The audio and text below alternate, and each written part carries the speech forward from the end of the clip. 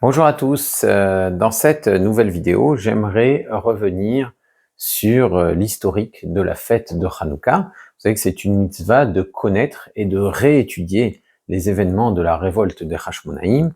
C'est une mitzvah d'en parler au moment où les nérotes sont allumés. Donc si on se demande que faire quand on est en train de regarder les nérotes allumés, eh bien une des mitzvot justement, une des règles, c'est de rappeler les raisons pour lesquelles on célèbre Hanouka, et ça passe notamment par le récit de l'histoire de Hanouka. Alors, un des textes anciens qui relate la révolte des Hashmonaïm, c'est celui de la Megillat Antiochus, le rouleau d'Antiochus, ou bien ce qu'on appelle aussi la Megillat Hashmonaïm, le rouleau des Hashmonaïm. Donc, il y a un texte post-Tanakh qui rappelle tous les événements qui ont amené à la révolte des Hashmonaïm et leur victoire contre les Grecs. Le Rav Mordechai Eliaou, lui, conseillait de lire plutôt Flavius Joseph, qu'il jugeait plus fiable historiquement, effectivement.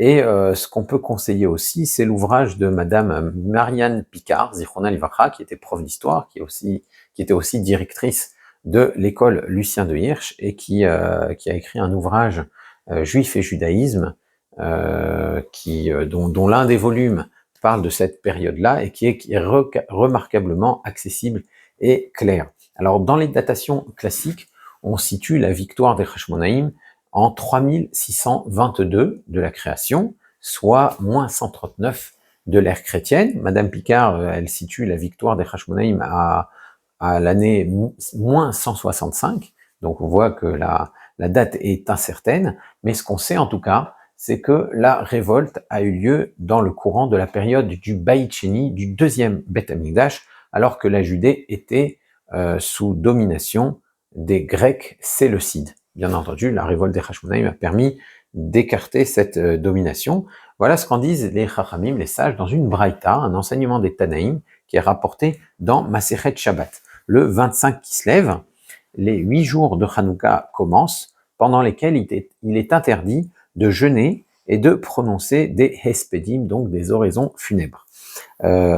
Pourquoi ? Car les Grecs séleucides étaient entrés, donc les Grecs, les séleucides en particulier, étaient entrés dans le Beth Amikdash et ils avaient rendu impures toutes les huiles. Et quand les Hashmonaïm ont pris le dessus, vous voyez que les Chachamim ne parlent que de façon très allusive de la révolte et de la victoire militaire des Hashmonaïm, eh bien, les Hashmonaïm ont vérifié dans le Beth Amikdash, ils ont fouillé donc, et ils n'y ont trouvé qu'une fiole fermée, scellée, avec le sceau du Kohen Gadol, avec le sceau du grand prêtre, donc dont on savait qu'elle était pure, donc, et qui ne contenait d'huile que pour allumer la menorah que pour un jour. Un ess se produisit, un miracle se produisit, et ils allumèrent les nérotes, les nérotes de la menorah pendant 8 jours. L'année suivante, ils fixèrent ces jours-là, c'est comme des jours de fête, ils en firent des jours de fête dans les chants et les louanges. Alors on peut remarquer que la description est très brève et elle donne peu d'indications sur le contexte qui a mené les Hashmonaïm à la révolte, qui a mené à la révolte, donc on ne donne que peu de détails sur la durée et la façon dont leurs combats se sont déroulés. Alors le Rambam, dans les Halachot, dans le Mishneh Torah, donne plus de détails, alors certainement qu'il avait eu accès à Flavius Joseph ou à la Megillah des Hashmonaïm, eh bien, il explique que les Grecs avaient imposé de très lourds décrets sur le Ham Israël, il les empêchait de pratiquer la Torah, et les mitzvot, ils se livraient volontiers au pillage, au viol, et bien sûr, ces excès ont amené les Hashmonaïm à se révolter, et ont amené aussi de très nombreux Juifs à suivre la révolte de cette famille de Kohanim qu'on appelait les Hashmonaïm. Alors les Grecs, quand ils étaient en train quand ils ont pris le Beth Amikdash, ils y ont pratiqué des brèches en rendant impur tout ce qui s'y trouvait. Alors quand le Rambam parle de brèches, c'est possible qu'il fasse référence à la palissade en bois qui séparait le Harabait en plusieurs parties, donc le mont du Temple. Vous savez que pour rentrer au Beth Amikdash, il fallait franchir plusieurs portes, plusieurs limites, qui marquaient donc des des états de pureté qu'il fallait posséder pour pouvoir aller plus loin. Donc pour pouvoir entrer dans le Har HaBait, dans le mont du temple, on pouvait pas être Metzora, on pouvait pas être lépreux. Un lépreux ne pouvait pas entrer dans le Har HaBait. Et quelqu'un qui était impur d'une Toumatmet, ou bien qui souffrait de la maladie qu'on appelle la Ziva, eh bien, il ne pouvait pas rentrer un peu plus loin, il ne pouvait pas franchir la palissade en bois qu'on appelle le Chel. C'est pour ça qu'on peut pas rentrer dans la totalité du Har HaBait, dans la totalité du mont du temple, puisque il y a cet endroit où se trouve le Chel, où l'accès était interdit aux Tmemet, à ceux qui sont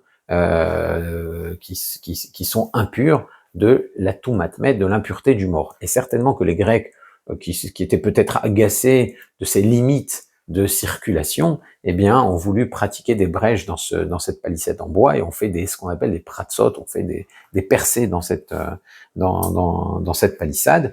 Ils voulaient montrer que maintenant tout le monde peut entrer au Beth Amikdash sans respecter aucune règle et surtout pas celle de ces prêtres juifs de pureté et d'impureté. Donc la révolte des Hashmonaïm a permis de renverser la situation et la Malchoute est revenue à Israël. Donc là, ça veut dire que la Judée est redevenue indépendante pendant plus de 200 ans jusqu'à la destruction du deuxième Beth Amikdash par Titus. Donc c'est intéressant que le Rambam parle de Chazra Malchoute l'Israël, Yoter Mimataim Shana, que la Malchoute est revenue, la royauté est revenue à Israël plus de 200 ans. Ça veut dire que d'après Rambam, même quand la Judée était gouvernée par des monarques peu exemplaires, hein, comme Hérode, je pense notamment à Hérode, qui était très pro-romain et qui était vassal de l'Empire romain, eh bien, ça reste un bénéfice, un héritage des victoires des Hashmonaïm qui méritent aussi d'être fêtées à Hanouka. Donc c'est assez intéressant. Et donc le Rambam explique que les 8 jours où l'huile de cette seule fiole que les Hashmonaïm ont trouvé, les 8 jours où cette huile a brûlé, eh bien, ont permis de préparer à nouveau de l'huile pure. Alors c'est pas que ça prend 8 jours de presser des olives, mais le processus de purification prend 7 jours. Quand on est tmémet, quand on est impur de l'impureté du mort, eh bien, comme par exemple, hein, j'imagine que les soldats des Hashmonaïm étaient impurs parce qu'ils avaient bataillé, et donc ils avaient dû certainement tuer des ennemis. Eh bien, on doit se faire asperger d'eau mélangée, de l'eau, d'eau vive, mélangée aux cendres de la vache rousse 2 fois pendant 7 jours. Donc c'est un processus qui dure 7 jours, pendant lesquels on doit se faire asperger 2 fois. Et le 7e jour, on doit donc se tremper dans un migvé, et c'est seulement le lendemain qu'on peut concasser des olives et préparer de l'huile en état de pureté. Donc ça veut dire que c'est pas que ça prend 8 jours de préparer de l'huile, ça prend 1 jour, mais il y a 7 jours avant, on doit se purifier. Et donc c'est pour cette raison que il nous fallait 8 jours, que le fait que ça a pu brûler 8 jours, eh bien c'était un S et qui a permis donc de relancer le service du Beth Amikdash selon les règles établies. Alors, une autre précision historique, avant la révolte des Hashmonaïm, la Judée avait été rebâtie alors qu'elle n'était qu'une province de l'Empire perse. Et c'est la bienveillance de certains rois perses, notamment Cyrus, Koresh, roi de Perse, et Dariavesh II, qui, selon la tradition, était le fils de la reine Esther. Eh bien, c'est grâce à ce genre de monarque que la Judée a pu être rebâtie et que le processus de la Shivat Sion a pu avoir lieu. Alors, ça avait commencé, le retour à Sion des Juifs exilés en Babylonie, à Babel, avait commencé sous Koresh à Parsi, Cyrus, roi de Perse, et avait pu se terminer, si on peut dire, avait pu prendre un nouvel élan, un élan décisif sous Dariavesh II avec Ezra et Nehemia qui ont réorganisé la vie juive en Judée et qui ont véritablement reconstruit Yerushalayim. Alors quand Alexandre le Grand, Alexandre de Macédoine a vaincu les Perses, la Judée est passée de la domination perse à la domination grecque. Et dans un premier temps, elle était administrée par les Grecs du Sud, les Grecs d'Égypte, les Ptolémées, dans une relative bienveillance. Et je dis relative parce que c'est quand même Ptolémée, le fameux Ptolémée, qui a fait traduire le Tanakh en grec contre la volonté du grand Sanhédrin. Il a forcé le grand Sanhédrin, il les a menacés, et il les a forcés à traduire la Torah en grec pour enrichir sa fameuse bibliothèque d'Alexandrie. Donc c'était une relative bienveillance. Mais par contre, quand la Judée est passée sous administration des Grecs du Nord, des Grecs de Syrie, des Grecs séleucides, là, le pouvoir est devenu de plus en plus répressif et ça a atteint des sommets sous le règne d'Antiochus IV. Antiochus IV dit Épiphane le Magnifique, mais qu'on surnommait, du fait de sa mégalomanie, Antiochus Épimane, Antiochus le Fou.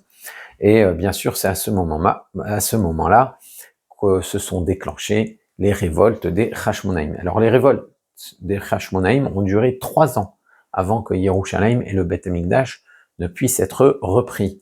Et Yehuda Maccabi et ses frères ont bataillé encore 25 ans avant que la Judée ne redevienne totalement indépendante. Donc les événements célébrés à Hanouka, eh bien les guerres, les victoires des Hashmonaïm ont duré très longtemps, et donc pour pouvoir fixer la fête, il fallait choisir une date qui soit particulièrement significative.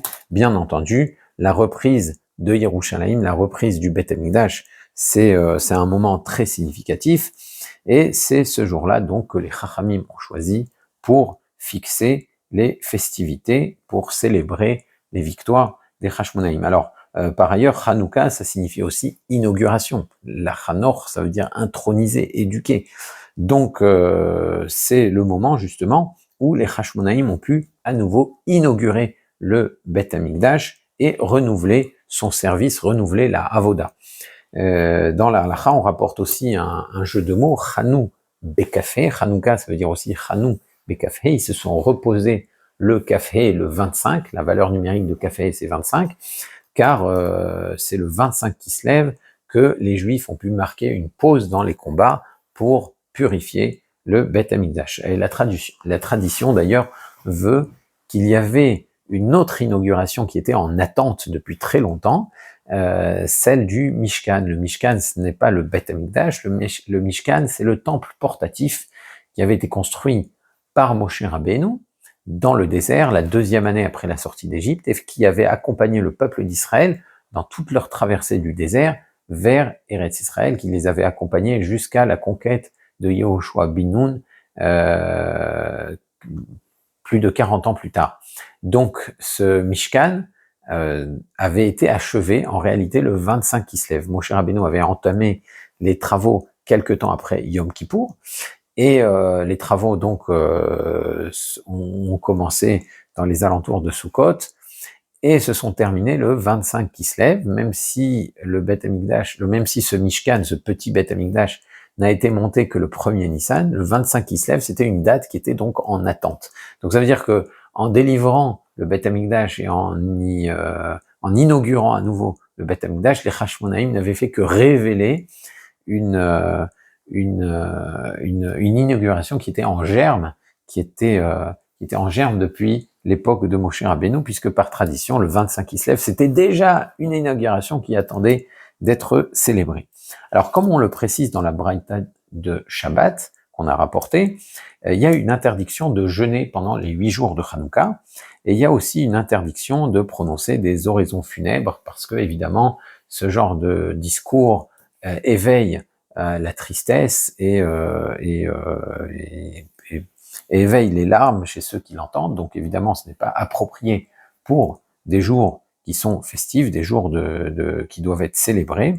Par contre, il y a une mitzvah de Hallel, de louange et de Hoda, de remerciement, et ça semble être la mitzvah principale de la fête de Hanouka. Alors, est-ce qu'on a le droit de jeûner la veille de Hanouka? Pendant Hanouka, on n'a pas le droit, mais est-ce que la veille de Hanouka, on a le droit? Alors, la question, elle a un intérêt parce que normalement, en tout cas dans les communautés ashkénazes, c'est très répandu, on jeûne la veille de Rosh Chodesh et on y dit des slichot qu'on appelle Yom Kippour Katan. C'est un Yom Kippour Katan, la veille de Rosh Chodesh, et donc on jeûne, on dit des slichot. Donc étant donné que la veille de Rosh Chodesh Tevet tombe toujours pendant Hanouka, eh bien on ne pourra pas dire le Yom Kippour Katan, on ne pourra pas jeûner et dire les slichot qu'on a l'habitude de dire la veille de Rosh Chodesh. Donc, est-ce qu'on a le droit de les dire la veille de Hanouka? Eh bien, d'après Rav Yosef Karo, on a parfaitement le droit de jeûner la veille de Hanouka. C'est ce que tranche Rav Yosef Karo. Donc, on pourra avancer le Yom Kippur Katan à la veille de Hanouka. Mais le Pri Hadash, le Rav Yoel Sirkes, qui était le Rav Bedin de Brest-Litovsk il y a environ 400 ans, et le Pri Hadash, le Rav Eliaou da Silva, qui lui était Rishon LeZion, à peu près un peu plus tard, je pense, ils pensent ces décisionnaires pensent qu'on ne peut pas le faire. On ne peut pas jeûner la veille de Hanouka. Pour eux, on est obligé d'avancer le jeûne à l'avant-veille. Donc, ce que dit le Mishnah Brura, c'est que, à moins d'avoir une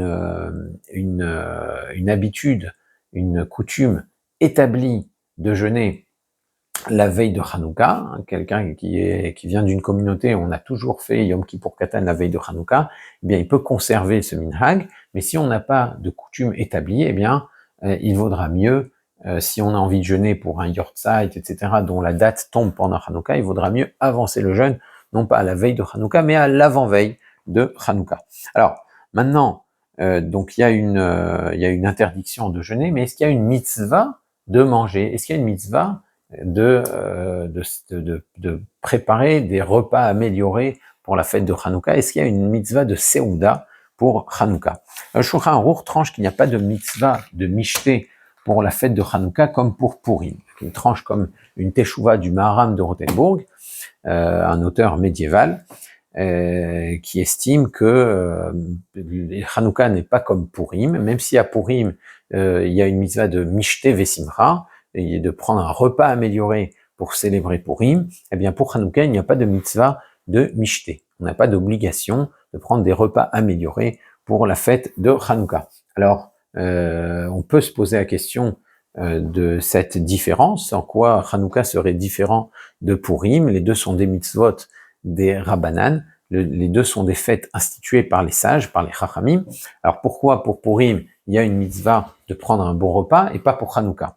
Eh bien, ce que les Acharonim, ce que les auteurs plus récents expliquent, c'est que à Purim, sous le règne d'Achashverosh, la menace des décrets de Haman était une menace physique. C'était un décret d'extermination, il n'y avait aucun moyen d'y échapper, même si on voulait se convertir, eh bien le décret d'Haman était de vigueur, et donc le miracle de la réussite des efforts de Esther et de Mordechai pour contrer ces décrets et le sauvetage du peuple d'Israël, c'est un sauvetage physique, et donc on le célèbre avec une manifestation physique en prenant un bon repas.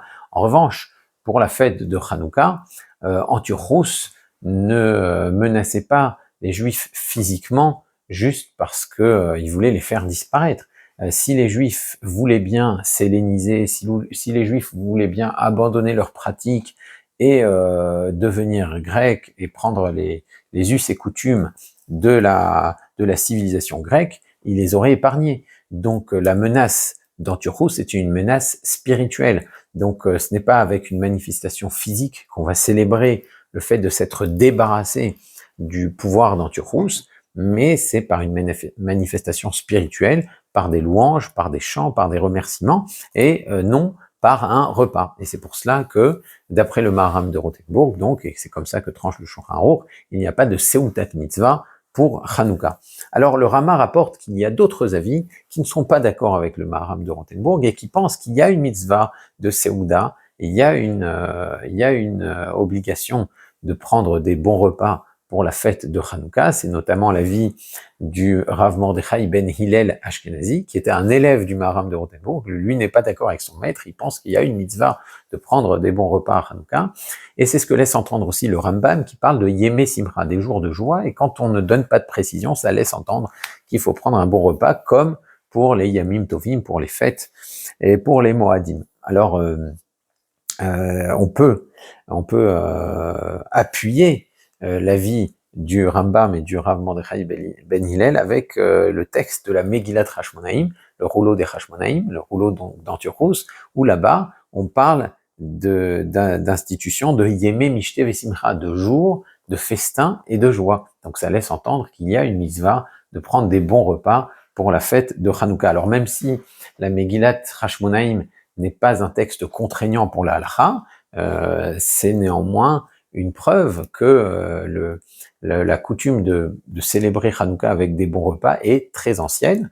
Et ce qu'on fait, vu que c'est un débat quand même, c'est pas quelque chose qui est admis par tous, que ce soit une Seudat Mitzvah, ce qu'on fait, c'est que pendant les repas de Hanouka, on s'efforce de chanter des louanges, de dire des divrei Torah, et le Rama affirme qu'à ce moment-là, d'après tout le monde, la Seuda devient une Seudat Mitzvah, le repas devient un repas de Mitzvah, puisque l'objet, la Mitzvah essentielle de la fête de Hanouka étant de réciter des louanges, de remercier Akadosh Baruch Hu, vu que le repas, c'est l'occasion de dire des louanges, de remercier Akadosh Baruch Hu, de dire des divrei Torah, eh bien on peut dire que le repas devient véritablement vecteur de la mitzvah principale de Hanouka, et donc ça devient une Seudat Mitzvah.